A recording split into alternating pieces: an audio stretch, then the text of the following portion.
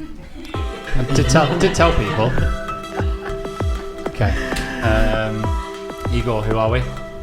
We are Another Idea. What do we do, Igor? We are a podcast for What do people need creatives. to do, Igor? Whoa, calm down. Get it out quicker than that, mate. 5-minute episode. No, we are a podcast for creative entrepreneurs, and we want to see you level up your business and creativity. Yeah. And I just thought earlier, I'm going to just talk, well, just very quickly, me and you, before we get Ben involved. Yeah. Just about the mission statement that I sent you that you just ignored and didn't come back to me on whilst I was on holiday.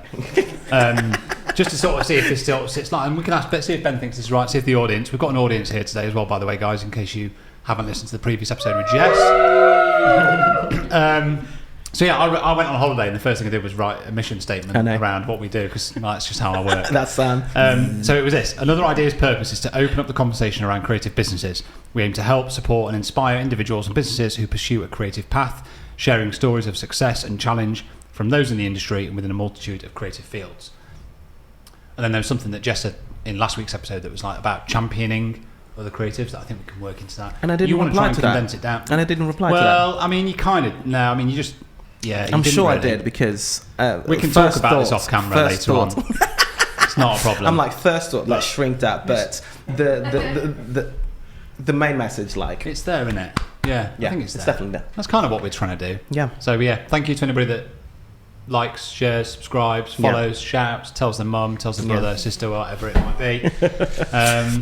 Are you happy with that statement, Ben? Yeah, that sounds good. Yeah, Ben approves. That's good to know. Right, Igor. I told Igor that he was going to introduce this episode, and I'm not sure for 2 minutes. So Igor, over to you, mate. That's all good. It's all good. Ben, thank you so much for being here. Happy to be here. You have been on our radar for a little while now. Yeah. It was amazing to meet you a few months ago, and we said he has to come to the podcast. He has to. Thank you. Literally, first of all, your work is absolutely incredible, but then meeting the person behind it, you were very much like, oh yeah, the dude has a vibe.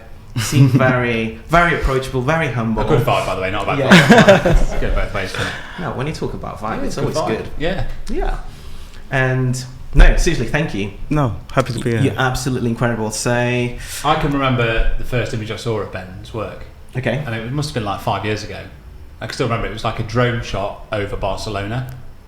Okay, He's going to say he's never been to Barcelona. And I've never done that. Yeah, I'm pretty sure it was. So, yeah. I just remember just seeing like the street, like the symmetry in the shot. And I think the symmetry comes up a lot in your work. It was just, I was like, wow, this guy knows what he's doing with the camera. Yeah, he really does. Yeah. Sorry, Igor.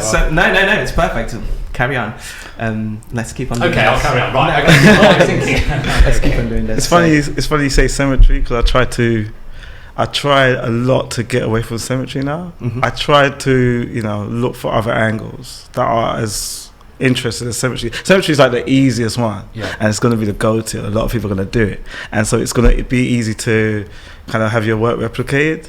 So I try to go for angles that I only see interesting. Yeah. So if they're replicating it, they're actually just copying you rather than going for the middle, making everything not symmetry. Do you know what I mean? So it's funny you say that, but I do fight. I think that's just how to try and stop how like, we all work as an artist and a creative, isn't it? Your work just kind of evolves over time. Yeah, definitely. You explore new sort of ideas and philosophies, I suppose. So 100%. Yeah, it kind of makes sense. 100%. And it's funny you say that you sort of like trying to get away from symmetry. In some ways, it kind of like makes sense in my mind because looking at your work, and it was literally one of the questions. Your eye towards symmetry is like so mature, It's like I'm like, dang, he knows what he's doing. And yeah, as you said, once you take a photo and you show it, and I guess it's very easy to replicate it. So in some ways, how do you sort of like develop that specific eye? I'm just going to pull that window down, Igor, because I know it's going to annoy you. Go for it. How do you sort of like develop that specific eye? Because it is a very mature eye. It's a good eye. How can we sort of like navigate this?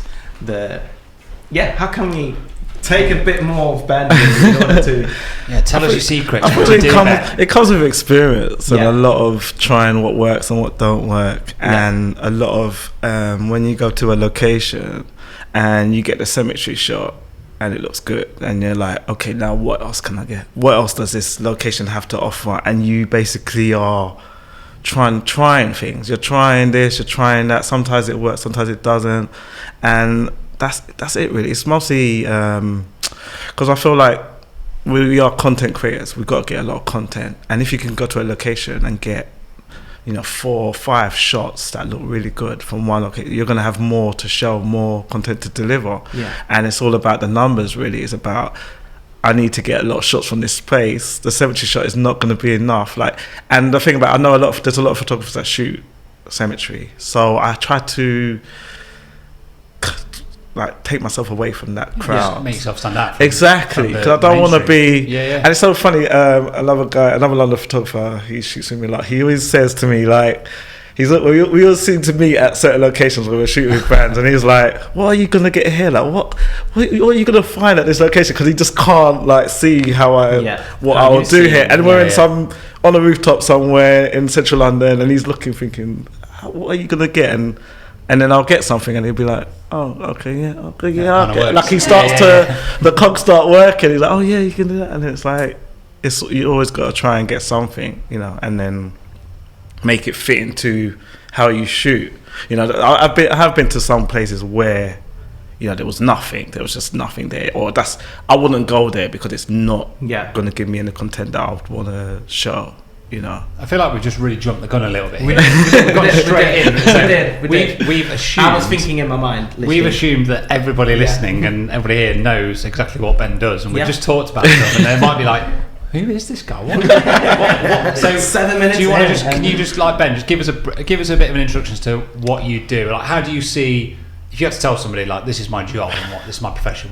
Obviously you're a photographer, but what kind of industry and how do you describe it? So I would say I'm more I'm a content creator for brands. The camera is my main tool. I like to shoot architecture. I like to shoot street. I like to shoot basically what the street gives me.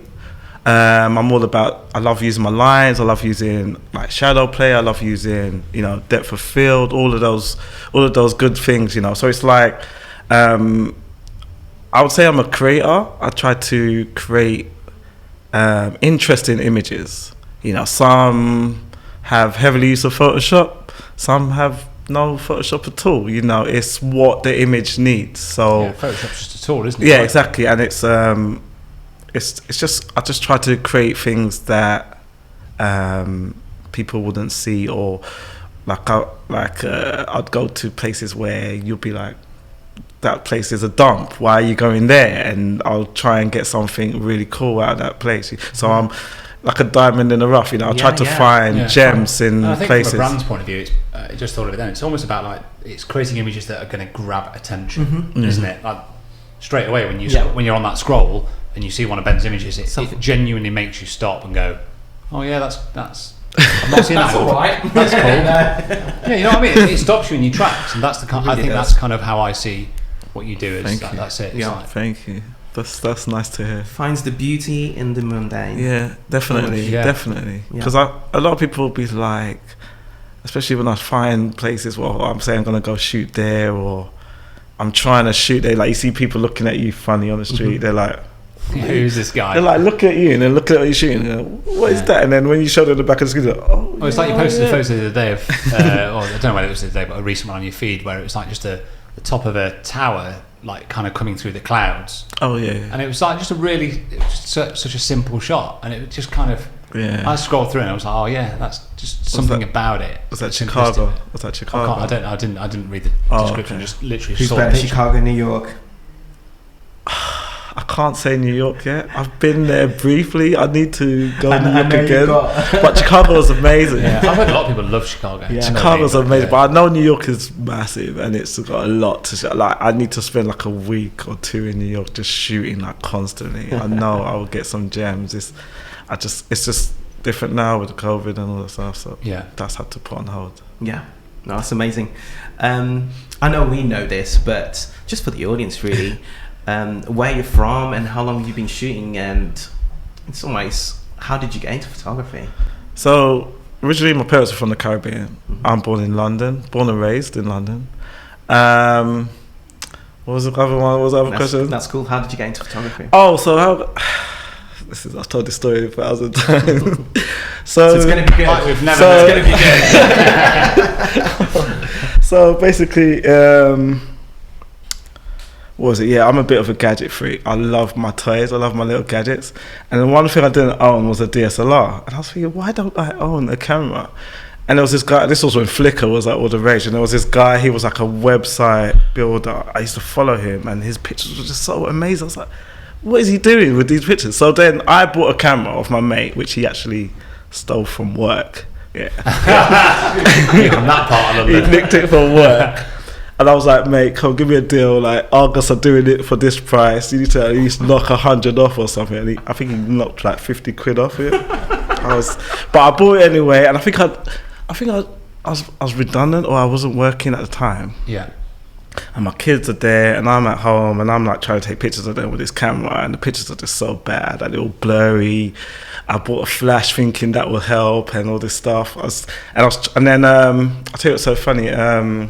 So my friend, he rang me out of the blue. He's like a DJ, music producer, and he was like, I'm doing a music video. Do you have a camera? And I'm like, mate, I just bought one. This is crazy. So then he takes me down there, and I'm shooting behind the scenes, and I shot like 2,000 to 3,000 pictures. Sign of a rookie, How many right? of them were usable? Exactly, right? Going through that. So that was stage one, and then basically I met this model, and she was like, oh yeah, look, you're a photographer, look, I can help you out, I can help you get. And she kind of like helped me. We did some shoots together.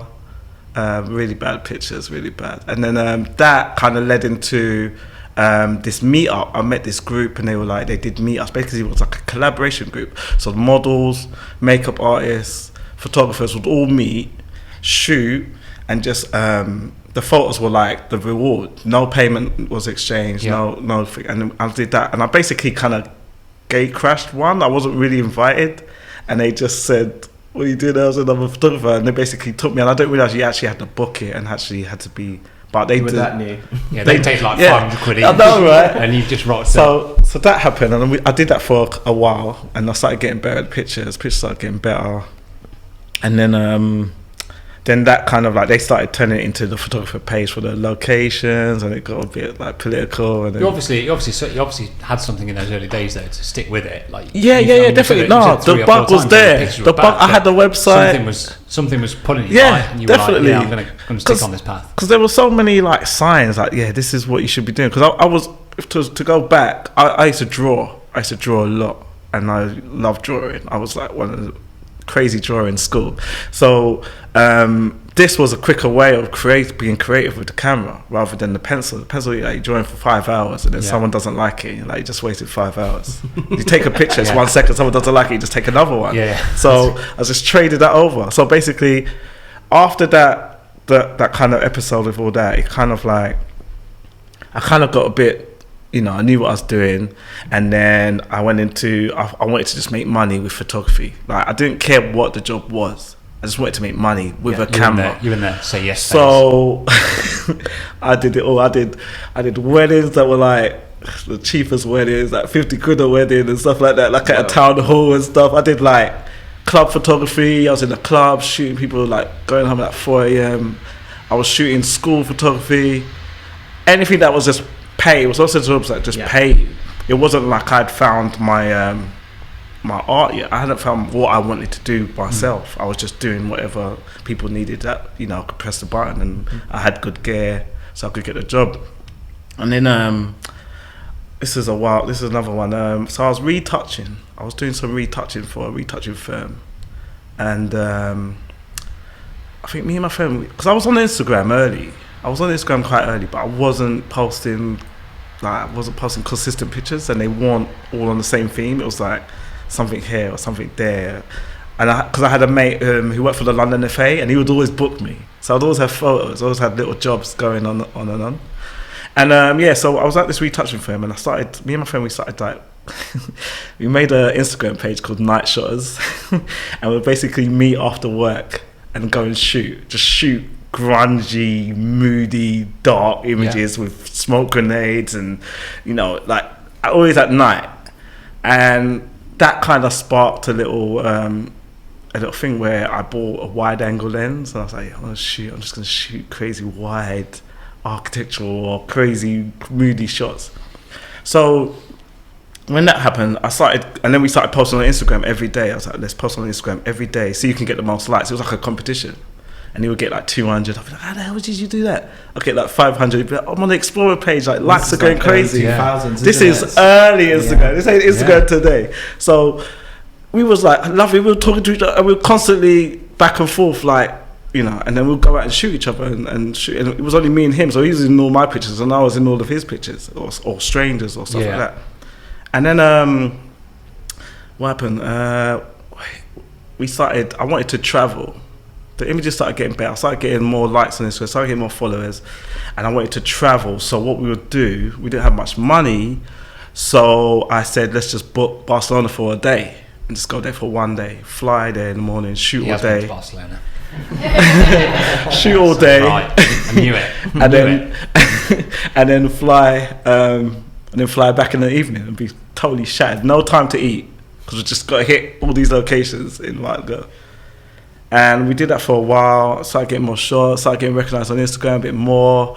People on Instagram would be like, "Oh, do you want to shoot?" Would like hit rooftops and stuff. At that sort of stage, do you think that you guys were shooting really for the love of photography, or sort of like more to get those likes and everything else? It was for the photos. The likes just became part of it, but it wasn't like a bonus. It wasn't like, oh, you got bad likes, like you was annoyed with the photo. Mm-hmm. You was annoyed that it just didn't blow up. Like you wasn't like this photo's really the good. bug was there. The bug was there, and I think there was so many. And because I started meeting people on Instagram, they started like it got a bit crazy. Like, I started doing urbexing, and this my friend. He kind of like sidestepped because he. What is that?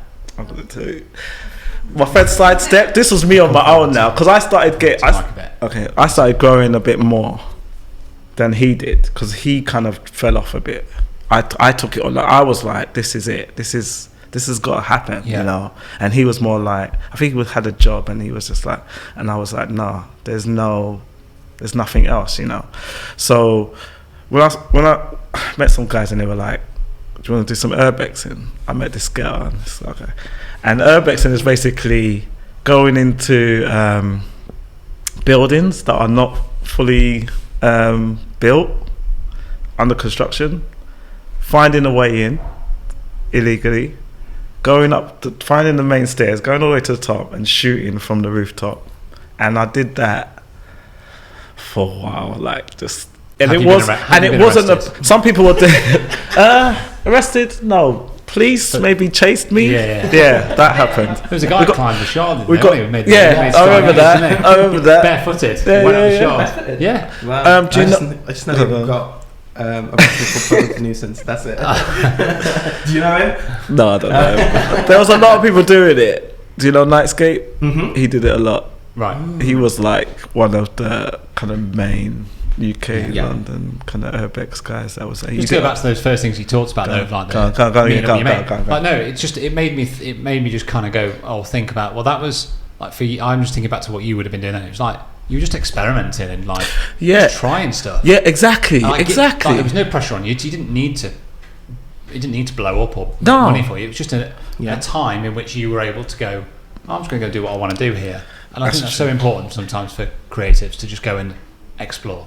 That's so true. And I just say I've got to go back to the retouching day, is that there was a spark moment, and there's always these little spark moments that give you like boom. Like it was a picture I took in the Tate. It was like the staircase with a wide shot, and this guy contacted me through Instagram. He said I want to buy it. It was in America. He was like, can you send me the JPEG? I want to blow it up in his like den. And he paid me like 200 quid for it, and I was just like, okay, I'm doing this. This is happening. Like, you won't believe this. I've got a picture for 200 quid. I'm just like 2,000. I couldn't believe. I was just like, what? Like I never knew you could just sell images like that on Instagram. Like that blew my mind, and that opened the door to be like, okay, I'm gonna throw everything into this. That one sell. Yeah. And then there was a lot of little other things, little gems that you start to doubt. There's always little doubts you have in your mind that am I sure I should be doing this, like, and then something will happen. It'll be like, okay, yes, I should be doing that. You get these little pushes in the back, and it's really cool when that happens. You just feel so good about it. At what sort of stage did you find that things were starting to get consistent, and you found that, I can do this? I think it was when Samsung contacted me, and I was just like, what do they do? As you do. I think it was when Samsung contacted me. I was just like, wow, this is crazy. Like, they're actually seeing my work. They actually want me to shoot with them. What were they after? What was the kind of brief from them? There was a light show in London, and they wanted me to come and take pictures with, I can't remember, it was take pictures with a phone. But I actually blew that first meeting with them. I actually blew it because I didn't read on an email, and that's a note to everyone: read your emails properly. It said at the bottom something like, please respond by 4:00 in the afternoon. And I went out shopping thinking, I've got all day to respond to these people. And then they were like, oh, sorry, we were going to go without you, sorry. And I was like, what the hell? I was so gutted. And they still... Because you've read it, you'd seen it, and you thought you had time. Yeah, I thought I had time. I thought I was going to respond just later. I was going to read it properly, but I had something to do. And I came back, I was like, oh, they wrote to me, and they were like, oh, sorry, we're going to go without you at this time. And I was just devastated. And they still paid me for nothing, really. But I would have got more, obviously, if I went in the shop. But they just paid me and said, oh, here you go. And I was just like, okay. Wait, they made that mistake again? I was talking to myself. You have them conversation with yourself. You're like, you can't afford to do these mistakes. Sometimes, we all make little mistakes. Yeah. The best thing you can do I is just take it on, but learn from it. Yeah, exactly. So that was a learning point. But it was I was still happy that they noticed me. That was what I felt like. More will come. If they saw me, someone else was going to see me, and then work will come. So, which eventually they did. They came back around, and I worked with them. Sam. So, Igor.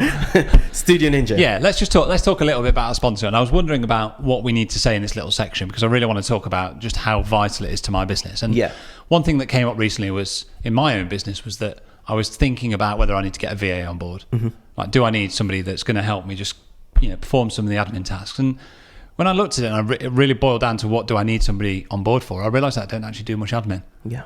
And I don't do much admin purely because of Studio Ninja. Yeah. Everything's automated. My invoices, my diary, my questionnaires that I send out. Email templates. Chasing up invoices. Everything's fully automated to the point where it doesn't take a huge amount of my time anyway. So it kind of defeats the whole point of a VA. So for me, it is a very integral part of my business. Yeah. And I think when you're running a business, you're self-employed like we are, being efficient, being productive, making sure that things run in the right order. If you find yourself doing any kind of repeat task, you have to say to yourself, why am I repeating this? Automate it. And if you can automate it, then that's it. And that's really where Studio Ninja fits in with me and my business. And they have very kindly given us a discount code, haven't they, for this podcast? So what's that discount code, Igor? Another idea. And another idea gets you 50% off your first annual subscription. Yeah. So it's just a no-brainer. I mean, I wouldn't even be hanging around. Just go and look at Studio Ninja. Just go and do it right now. But thank you very much, guys, for sponsoring this podcast. We love you. We appreciate you. Keep it up. We love Studio Ninja. That's incredible about Samsung. But looking at your work and everything else, you've done incredible work with other big brands like Nissan, Adidas, Bombay Sapphire. The list goes on and on and on. How do you sort of get those names under your belt? And how... If someone's aspiring, he's looking at us going, I don't even know. I don't know. It's incredible. This is what I love about you, because you. Usually they just contact me. They come to. I'll say never, but all these brands, I've never reached out to them. They come to me. They say, look, we want to do this with you. How much do you charge? Or this is what we want to pay you for this. I've never. You don't sell images at 200 quid anymore, then. No, good. No, definitely not. But yeah, they do. They come to you, really. Most of the time. I feel like if you reach out to a brand, it's really a difficult sell. You got to make sure they have budget for what you want to do. Most of the time they've allocated their budget, or they've allocated all the creators that they're going to work with. Mm-hmm. So for you to barge in and say work with me, you got to come with a game-changing idea or another idea, and So totally, and they could nick that idea and be like, and not work with you. So you got to be careful. That's a delicate situation to give someone your idea and then they go, oh no, so we're not going to do that, and then they do your idea anyway. Do you know what I mean? So you got to be careful reaching out to brands. So is it just about is it about kind of really honing in on what you're about as a photographer first and foremost? That is at the absolute core of what you do. It's like just sticking to your creativity and vision for the photography field that you're in. And then hoping that they kind of just stumble upon you a little bit. You could say that to someone and they never get reached out by anyone ever, and they get no, and it's like, like I felt like I didn't just do that. Obviously, I put myself out there in the terms of agencies. I registered on like 1 million social media like influencer agencies, and I was just like register there, put my details there, and then through the grapevine of just being out there, you get picked up by other agencies, or and it's just like it's like a snowball effect. Yeah. So. And is that how you work today? Do you still work through agencies, or does it differ? It depends. Sometimes you get the brand will contact you directly. Yeah. Sometimes it's agency. There's no set way, but yeah. Oh, it's really cool. It's just a completely different world, isn't it? Yeah, it's mad. I mean, the one thing that really stood out when we were going through our notes yesterday and just kind of come up with some questions was on your Insta bio. You now describe yourself as like an NFT artist. Oh yeah. And I was just really intrigued to kind of just talk about that a little bit and just find out how that's come about, how you see that world. Well, NFTs are kind of another way to sell your art really in this digital world, and it suits photography so well. It's like, why wouldn't you have your photos up as NFTs for these virtual environments? It's a no-brainer for me, so any opportunities, I feel like it's good to jump on things early as well when they start out. Very true. Just be there first and be known in that industry. But it is a difficult place to it takes a lot of time, a lot of energy in that area, and I wouldn't say I've mastered it yet. There's a lot to learn, and there's a lot, like Twitter, it just takes over your life. You can't do anything. It's hard to do your normal things when you're on Twitter 24/7, putting your work out there, socializing. So do you find it that most of sort of like NFT creators and crypto art that people are searching for are on Twitter rather than on Instagram or wherever else, really? Well, Instagram is not what it used to be today, isn't it? Like Instagram is slowly turning into just video only. So a lot of creators have moved. Have you heard of Vero? A lot of them have gone to Vero. Twitter is Vero and Be Real. Okay. Twitter is good for photos. I know a lot of people use it for just words, but there's a photo community on there, and it's linked heavily into NFTs. It's a good space to grow and share your work. So just to like completely break it down, just for like anybody, well, and for me as well, because I don't fully understand it, but like, so you have an image, you have a digital photo that you've taken, and the whole purpose of the NFT sale is that you could buy the digital copyright to that image. So So even though I show the image, you could, as an NFT purchase, own my image. Is that right or not? Let me break it down. Let me show how NFTs work. So NFT is like, it's like say you've got I'll use an analogy, Harry Kane's worn football shirt in Wembley, blah blah blah. Now that shirt's going to be worth a lot of money because he's worn it, he's signed it. Think of that as your NFT. Now the copies, the people that you right click and paste, that same image is like the gallery or the replicas that you see Harry Kane's shirt inside JD Sports or something. Okay. Yeah. It's like the same, but it's not the real deal. So when you sell NFT, you're going to sell someone a full resolution, high quality JPEG. Yeah. Now what makes it? You can only sell that once.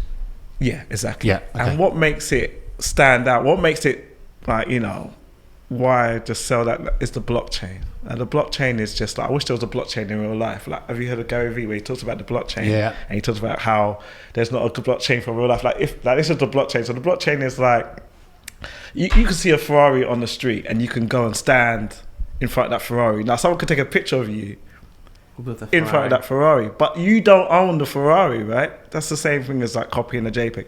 Who owns it? Like with the blockchain, you can go and find, He's the creator. Makes sense. He owns it, and that's why you want the blockchain in real life. Yeah. Very much like crypto then, the blockchain is the verifier.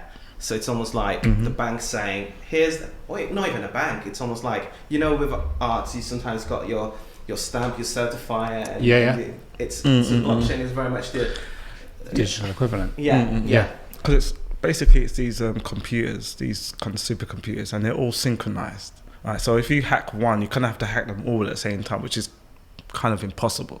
So that's what makes it stand up and make all these NFTs legitimate, because you can't hack it. It's supposed to be unhackable. That's what I've been told. But that's why the blockchain is hosting all these images, and NFTs are worth all these millions of pounds. That's why people are paying millions of pounds for these JPEGs, is because you can just find that image that you can find the ownership with a click of a button. You can see who had it before, what they paid. You can see what, and also there's royalties as well. So if your image, you sell it to one person and then he sells it on, you get like 15% of what he sold it for. Yeah. Okay. So it just keeps going, and you keep making. Like I got royalties the other day, and it was so shocking because I was just like, what image was that for? Like I didn't even remember. Like it just turns up in your wallet, and you're just like, okay, thank you, I'll take that. That's nice. So yeah, we all like it when money just turns up in our wallets, don't we? Who does it, innit? So NFTs are they're pretty amazing. It's gonna get crazy. Yeah, we're still at the very early stages. It's still early because like the companies are starting to notice, and big brands are starting to jump on it, but we all saw what happened to Luna, and crypto is not looking good at the moment. So yeah, just wait and see. It's like waves, isn't it? Yeah. Well, okay, so you've just come back from Marrakesh, literally last night. Here we go. Someone else has been to Marrakesh. Feeling a bit jealous because I spent my life in Marrakesh, but no, you've just come back from Marrakesh. How did you find the trip in general, and what were you doing there? Was it sort of like a personal trip, or was it a work trip that you sort of like mixed in with pleasure? I was taking my kids there. I wanted to tell the original truth. I wanted to take my kids to New York, but we couldn't go there. So I was like, where can we go? I was like, Morocco, boom. And they were all on board. So I was like, yeah, we're going there. And that's how it happened. And then it was supposed to be kind of me spending time with them. I haven't taken them anywhere. So this was like a first proper trip, and I was really a bit apprehensive. It's like, I'm traveling with DC, but I'm like, I've been traveling on my own for a long time where I'm super comfortable with it. Yeah. But it's like, with them, I'm like, now you can experience the headache I go through when like your plane's delayed and you just sit in the airport for hours, And what are their ages? So my son is 17, and my daughter's 15. Yeah. So they're not young, but it was good because it's like they went to Jamaica when they were kind of young, about 4 years ago, but they haven't been traveling since. So I wanted to show them, look, this is all you need to get through the airport. You just go through security, do that, and you're on the plane, It's and kind of a life skill, isn't it? You don't think about it. Just don't really think about it. Yeah. But it is. So true. Yeah, I've never actually seen it as a life skill. The process of going through an airport, Yeah, it's going to be quite stressful. And without doubt. Yeah, it's true. Okay, so it was sort of like a personal trip. Yeah, so it was personal, but then I did kind of make it business because sneak off for a few photos. I had to shoot. It was too hard not to shoot. Yeah, it's a beautiful place. What I love about what you did in this trip, it was the fact that you literally came back. How long did you stay there for? Sorry. Went there Thursday last week. Okay. And came back Monday. Just last night. A few days. Yeah. And something I noticed in terms of like doing research and stuff like that is that. So you did your trip and everything else, and literally, not even before you have actually come back, you already got portfolio pieces put up, uploaded on your website from that trip. I'll tell you why. He wanted to get all the likes. That's what it's like. He's still in competition with his mate. No, I've just redone my website with Squarespace. They came up with this new Fluid 7.1, and I was like, okay, I need to be on this. And then I've kind of got this bug of my website where I'm just constantly on it, constantly updating it, and I never did that before. And so now I was like, I've just got it always open where I can Yeah. just add images, take them off. Yeah.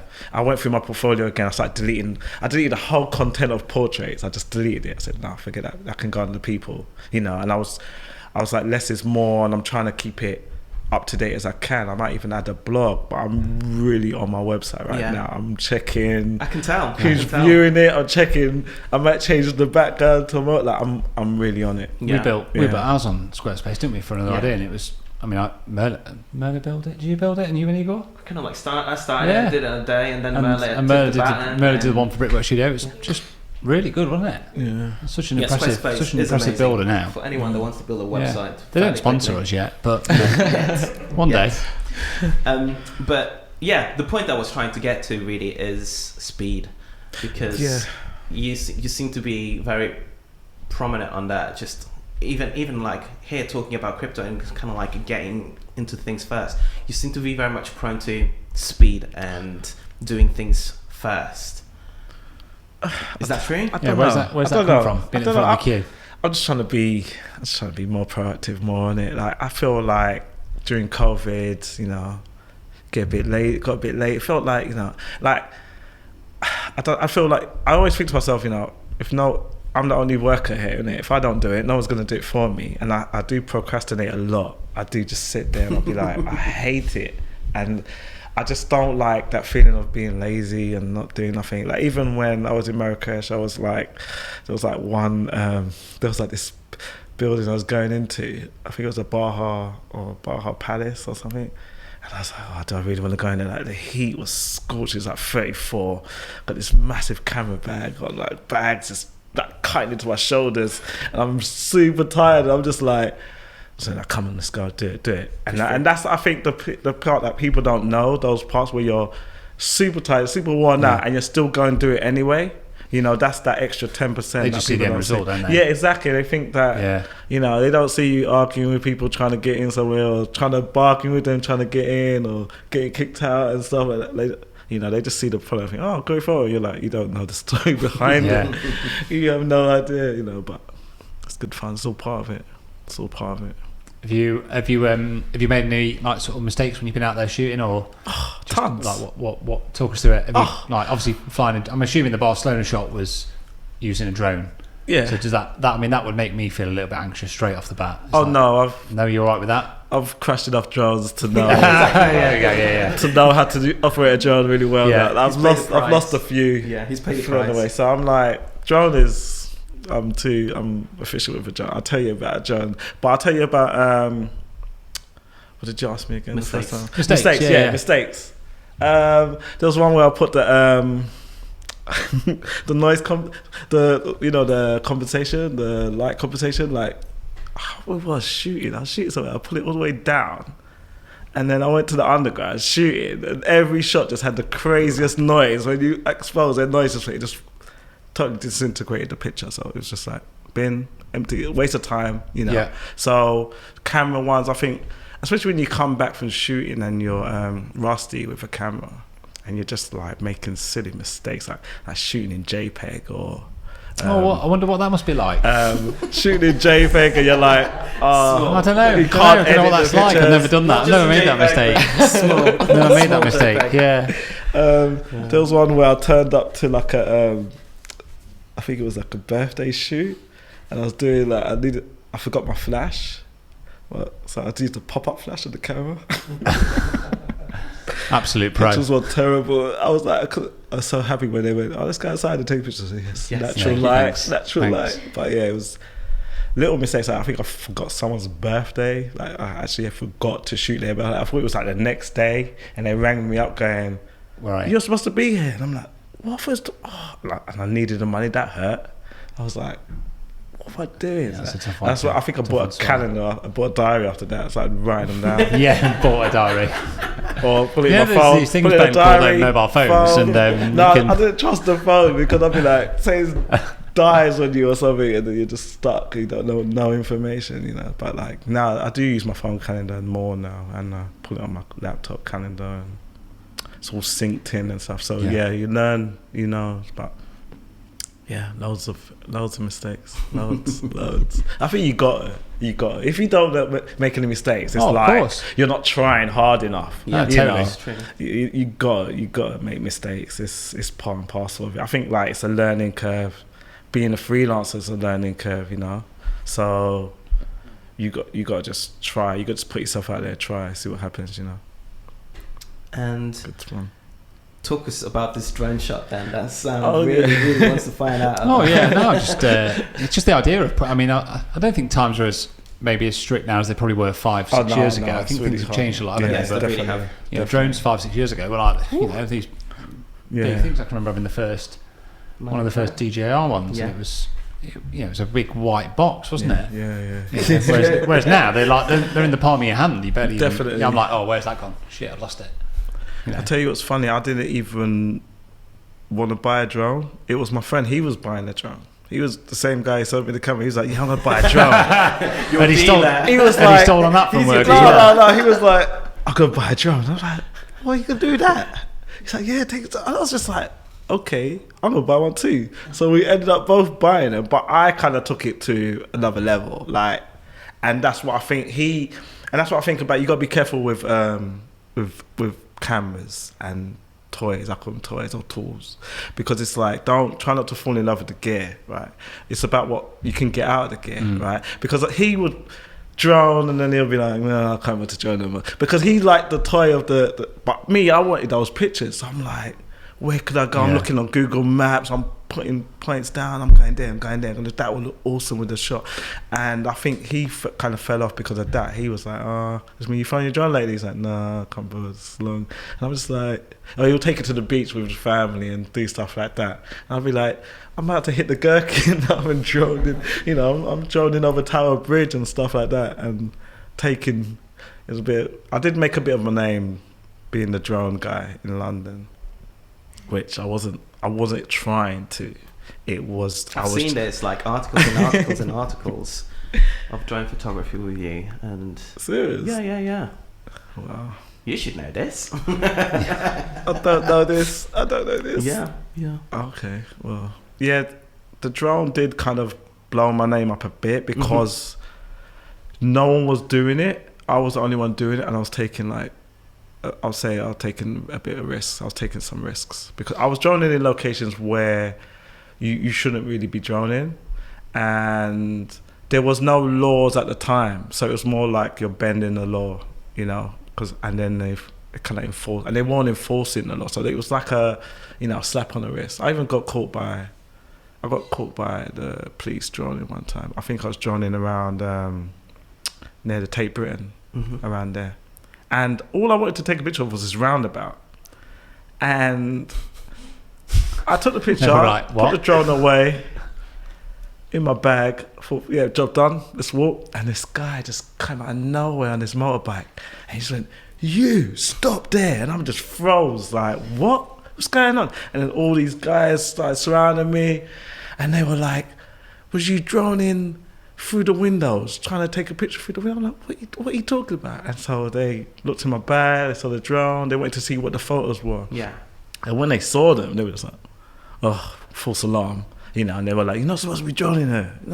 It's like telling me off. And it felt like they'd been told, but they haven't been told properly about what's going on. So they're like, you're supposed to be 50 feet away from people or something like that. They started barking little rules, but they were like, they took my details, and then I was like, I know if I get caught again, they're gonna mess me up. And then you went off to Buckingham Palace. And, so I was like, okay, you're getting too risky now. You're getting too comfortable. I was like, look, I wanted to get a picture of the sunset and stuff like that, but they let me go. And I thought, calm down, man, calm down. You're getting too chilled. I was getting too comfortable. And I think I kind of needed that because I was just like, literally anywhere, I'll just put it down, go up and get a shot because the sunset will look amazing, or what London looks like from this view, But yeah, it's been good. I've kind of droned the whole of London. I don't really drone in London anymore because there's no point. I've got too much content. Got it all in the can. Too much. Droned the hell out of London. Got too much for London. It's other countries.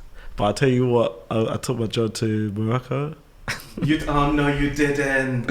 Big mistake. No, But it kind of worked out. If there's one thing, if you're traveling to Morocco, you don't do, is take a drone. Literally, Don't. You get into the airport, and it's one of the first things that you see. Literally, no drones, no drones. But they're very, very hot on it. Yeah. So, did you lose it? Yeah, they took it off me.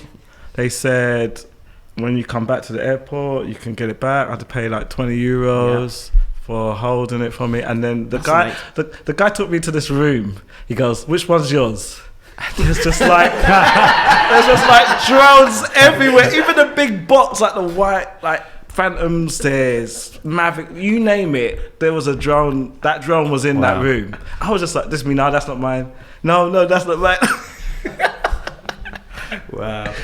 And then he goes, and then he gives it to. He doesn't even give it to me. He gives it to the security guy, who walks me through security. But it kind of worked out well because I had to get my boarding pass stamped up. You know, you have to get a thing. The queue was ridiculous. That I took it all the way to the end of the airport, and the security guy goes, "What the hell with this?" He takes me all the way to the front and just gets me like next to the queues. I'm like, take your drone with you next time you get to Morocco. Take your drone. There you go, guys. So like, got us all stamped through. €20. Yeah. I was just like, but then the flight was delayed, so it didn't even matter. It was delayed by an hour and a half, so it didn't matter. Anyway, all that didn't matter. But it was good fun. But then I did a hot air balloon ride, so that made up for not having drone shots. Studio Ninja, Igor. Here we go. Yeah, I'm off again. But I just wanted to talk about one more thing, because I think, and I'm not here to criticise one of our sponsors, but I think they're missing a trick. Ooh, shots fired. Tell us what so you think. It claims to be designed by photographers for photographers, which it is. It is designed by photographers for photographers. So I'm not arguing that. But it's not just for photographers. That's it. So much I just more. think it's for anybody that's in a service-based industry. This piece of software is invaluable. I've had friends that are MUAs, hairstylists, florists, stylists. You name it. I've had them all reach out, and I've given them sort of guidance and setting them up that have gone on to use Studio Ninja and like, this is invaluable for our business. Yeah. So if Studio Ninja are listening and watching this back, might want to think about who you're targeting it to, because actually I think they're missing a trick. I think there's a whole market. There's a whole market out there that, you don't just need to be a photographer or a videographer in the wedding industry. If you are a service-based industry and you've got clients or couples, whoever they may be, and you need to book people in, you need to send them automated emails, invoices, the system and the software is there for anybody to use in whichever business they're operating in. Yeah, get Studio Ninja. There you go. So what's the discount code, Igor? Oh. You should know it by now because I've told you a few times. Let me see. I wonder what it could be. I'm guessing. I'm joking. It's another idea. It's that simple. So if you go to Studio Ninja, type in that at the checkout, and you'll get 50% off for the whole year, and you'll get the first month free. You get the first month free, and then another idea gets 50% off their first annual subscription. There we go. There you go. Sorted. Go get it. So, you are a guy that has accomplished quite a lot. Anything that you like, super proud of as a moment that, I'm so proud of having achieved that? Probably when I got featured by Instagram. That was like... Yeah, that's pretty mad. Crazy. Yeah.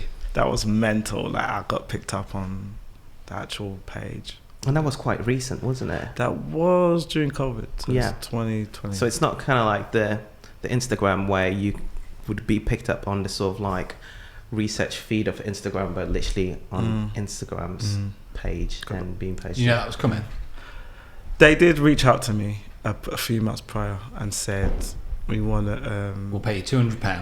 And they said, we want to feature this image... send it through, and I was just like, oh my day, like, and then Black Lives Matter happened, and it got delayed, and then it calmed down, and then the guy was like, yeah, we're gonna pull it up in about a couple of weeks, and I was like, what image was it? It was a drone shot of the Burj Khalifa. Of course, it was a drone shot. Yeah, of course, a drone shot. Yeah, I know, I know, right? And it got over 2 million likes, and my account was going nuts. I bet. I gained like 25,000 followers. And Instagram actually followed me as well. They were following me for a brief You mean period. they've unfollowed you? They've unfollowed me. Can you believe it? Can you believe it? Yeah, Hate Instagram. it was God. crazy though. I think I got a lot of bots following me from them or something, Yes. because Yeah, they it's just yeah. Yeah. their account is mental. It's I had people thinking I worked at Instagram, messaging me trying to help them with their account and stuff. I was like, It's true. You'd Other never. than just followers, did you find that did you get more from that? Did you find that it got you noticed by other people that maybe bought work your way, or I'm not sure. But it was kind of a great kind of like a milestone moment. Like Yeah, I think it's a there great was a lot achievement. of photographers that I was following that wasn't following me, who I thought were kind of big photographers, and they saw me on there and they started following me from that moment. So it was nice to be like, and it was like, To be recognised. 25,000 followers in a day is nice. A Yeah, nice it- little it was tickle, it was tickle, isn't it? crazy. It was crazy. It was mental. It just kept growing. Like I was just like every day, like another 1,000 or 2,000. Mental. Now I just lose followers. I just lose followers every day. I'm like, there's another 100 gone, another 200 gone. That's just how it is now. We were sort of like talking about it in between takes, but yeah, how do you find the whole landscape of Instagram at the moment? Because it has changed a lot throughout the years, really. And for someone that has gotten quite a lot of eyes through it, how do you sort of see it at the moment? It's not good, is it? It's not good. What can you do? Like they're trying to be TikTok. I don't like TikTok. I like photos.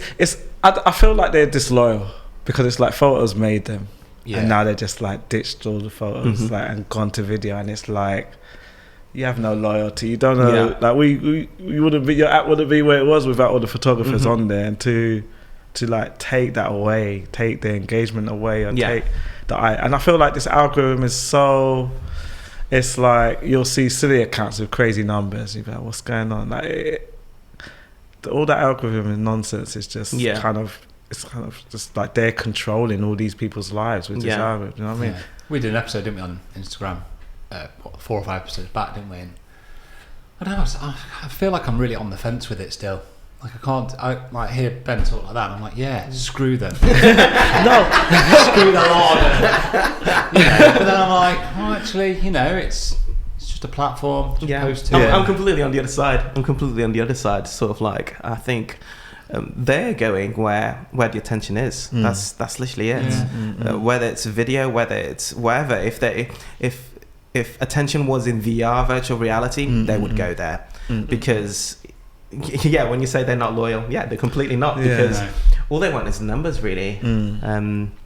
So for photographers it's not the best, but I feel when you just go for the numbers, you lose the community aspect of it. 100%, completely agree. It's always a trade-off. Completely agree. And it's just like people, when you hear artists when they first start and they're doing it for the love of the music, and then you hear the music later when they're just doing it for the money. Exactly, It's the best albums always the And first it's one, like their music was amazing at the start, and now they're just rich, and it's like they don't really care anymore. That's how Instagram is. It's like they're not hustling. There's no Instagram days anymore. It's just you can't even get through to them sometimes. It's terrible.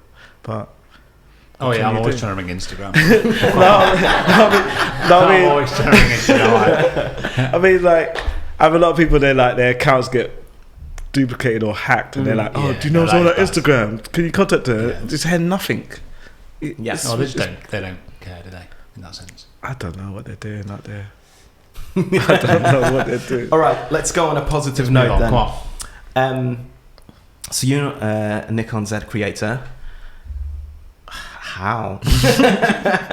It's a massive thing. It's amazing to see, really, someone from afar and kind of like becoming an ambassador for such a big brand. So tell us more. Well, I've always used Nikon, so from day one I fell in love with the gear, and I've always just upgraded.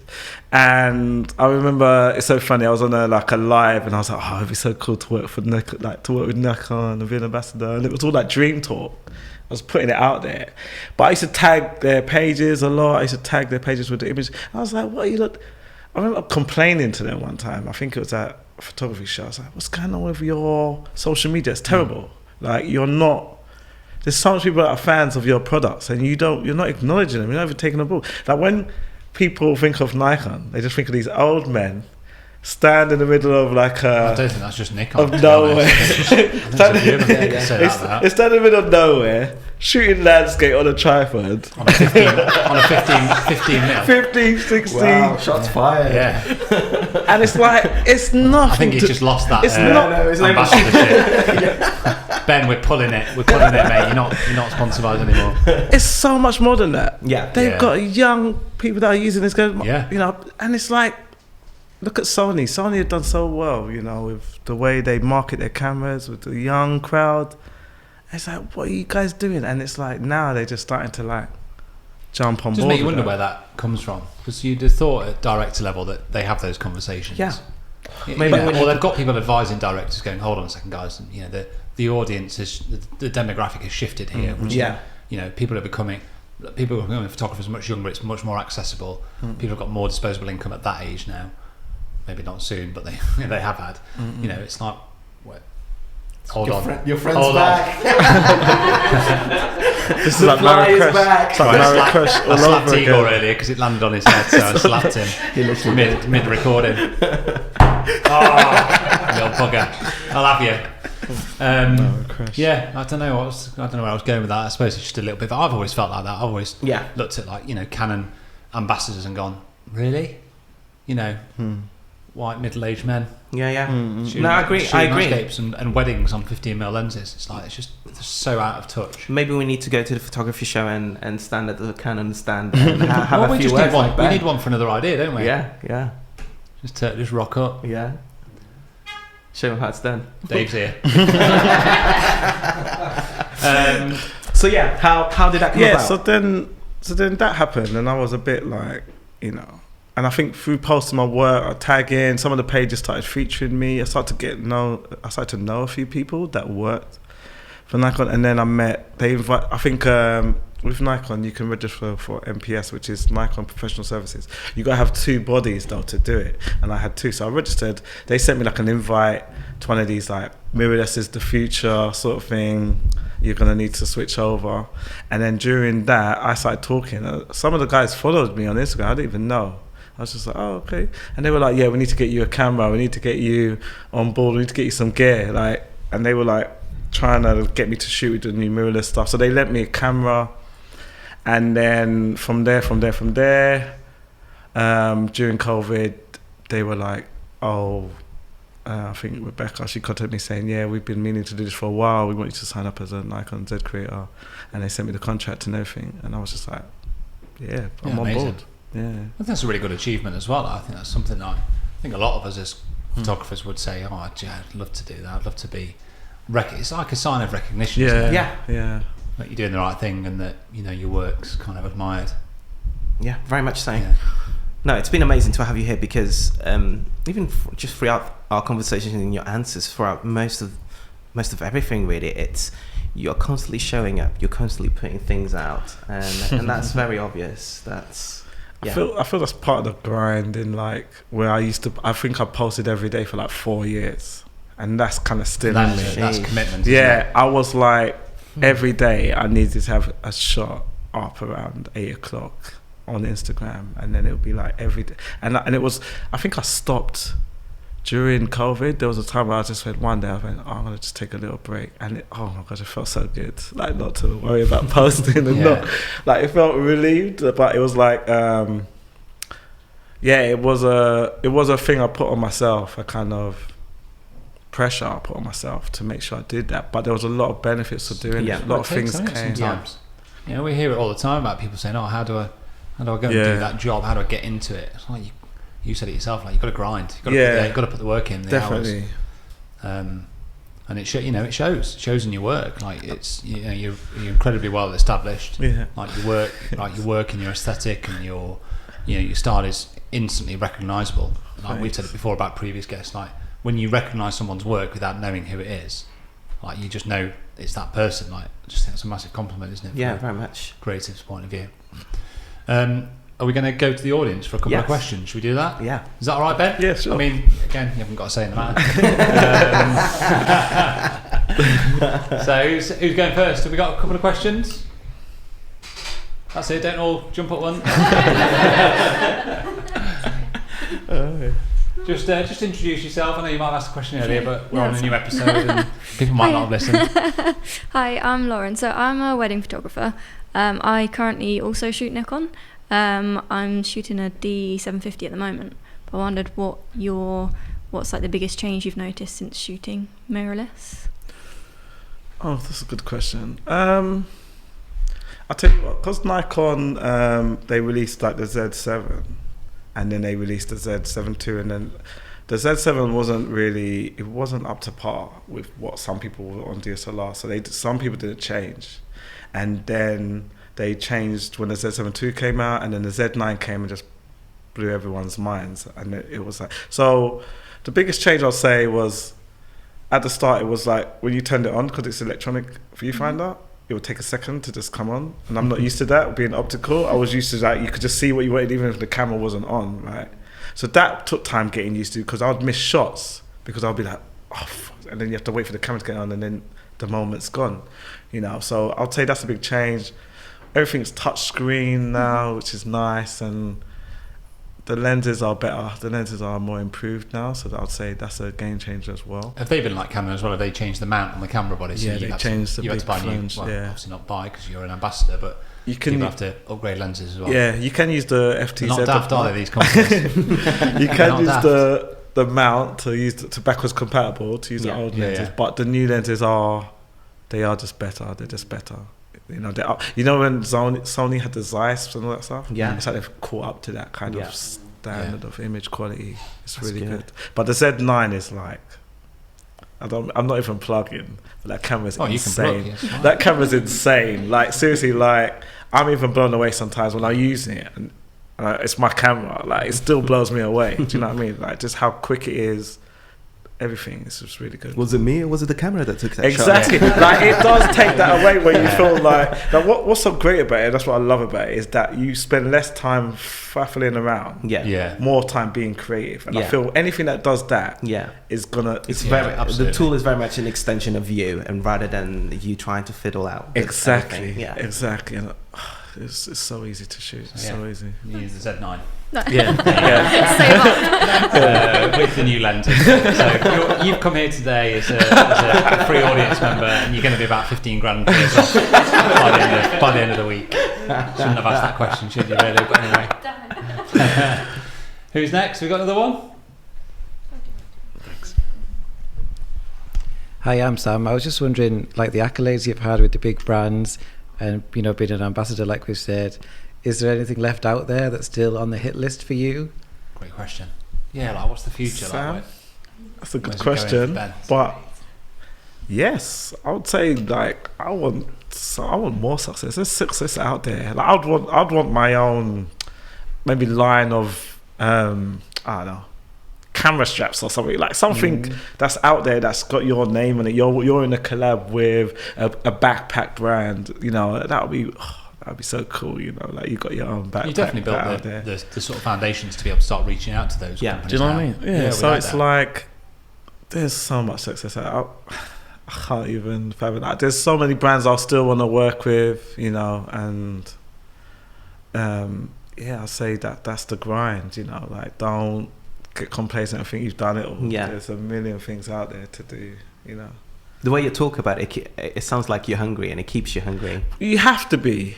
I mean, the minute you lose that hunger, you're basically standing still, and everyone's just running past you, you know. So you've got to be grinding, even on the days you don't feel like it. Those are the days that count. Probably 10 times. Show up.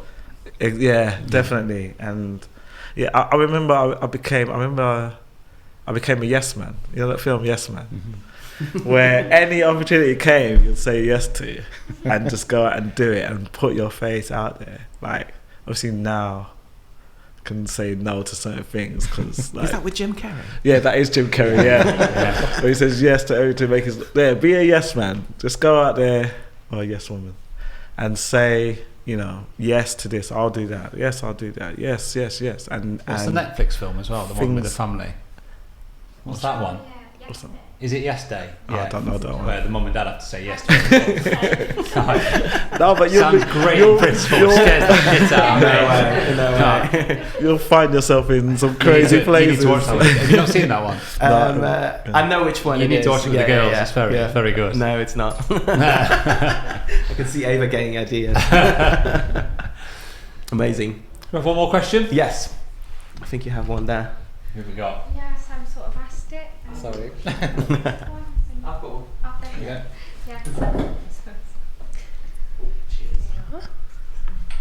Hello mate, I'm Mike. How you doing? So looking through your feed, there is a bit of diversity in there, obviously with different styles, with, you know, your symmetry, and then there's drone, and then there's some. I saw the Marrakesh photo on a horse. I'm assuming that's where it's from. Yeah, definitely. I'm gonna have a look. Actually. There's, whether it's the story behind it or just the actual photo, do you have one photo that's like your favourite? Like that's the best photo I've ever taken. Not technically, or the story behind it, or whatever the reason. There's a lot of photos like that. Like that, I would say, oh, that photo's amazing. Or I just love the way that I got that. Like, I was so happy I took that. Like, you can be happy with yourself. There was one where it's a shard in the fog, and there's just like a bird flying at the top. I love that. Like, I was looking at one time, just going, man, I didn't even realise that bird was there. You know, I was just shooting the shard, and then when I saw the image, I was like, oh my gosh, I could just. And it was just like I love that. And I feel like the shots where I take them, but I don't know why I took them. You know, you just take it, and then you get back and you're like, actually, you know what? If I just rotate that or crop that, this is something I didn't even see when I was out shooting. I don't know why. And you take it on automatic, and you don't even realise what you're doing. You're just capturing it, and I feel like that's like you're in the zone. You don't even know. You know, you're just shooting. No, that looks good. Let me get something's caught me on my eye there, and I feel like that is you got to trust yourself. You know, trust yourself to get content or get that shot. Yeah, I love that parallel. I think we talked about it with Finn P, didn't we, as well, about how we're all in different industries, but actually the essence of what we do is still the same. Definitely. Like you said, that it's like, I think of like weddings I've been to, and like, oh, that's a great shot, and then you put it on the computer and go, or then like you look at, you're going through the work and you go, oh god, I can't remember taking that photo, but I love that one.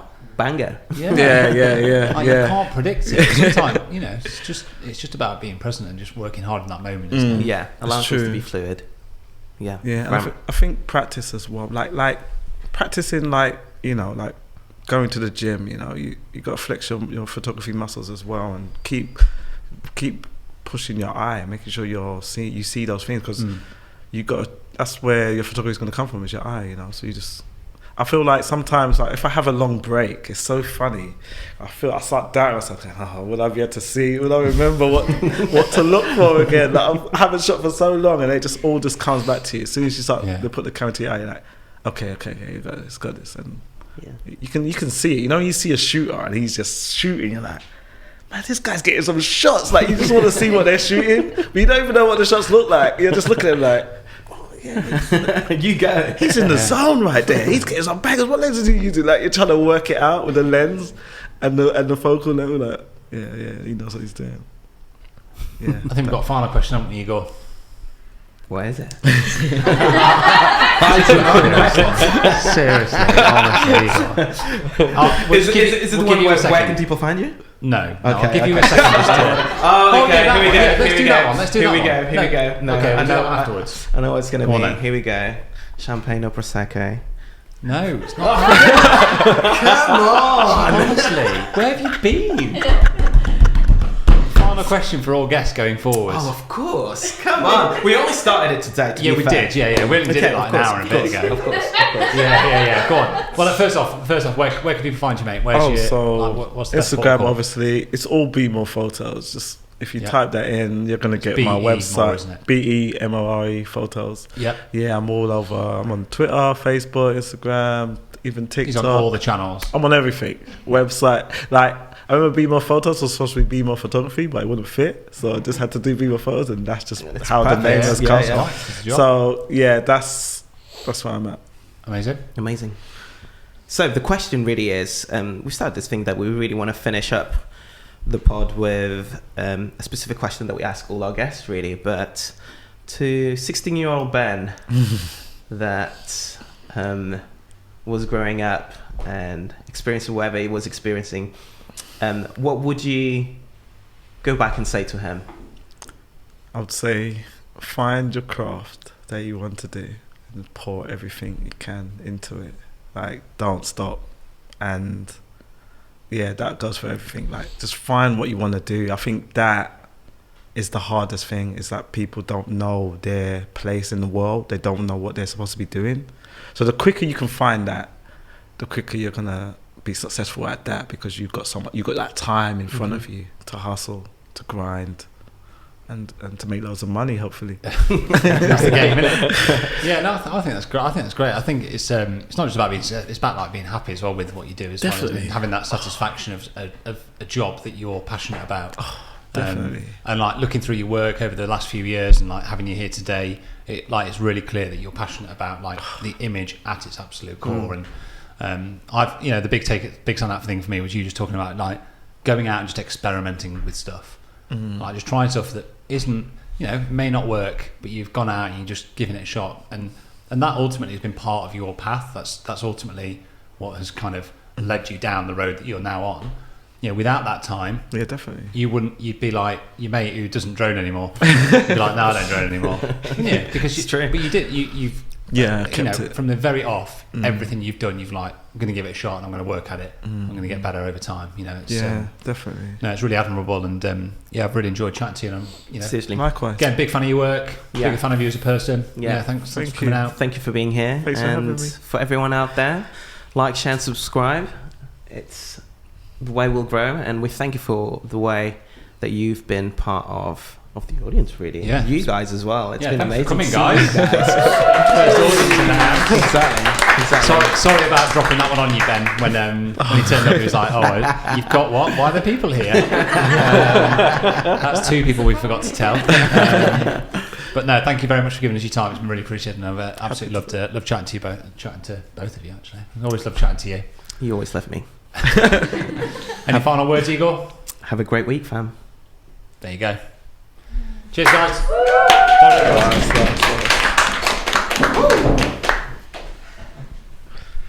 Such a natural.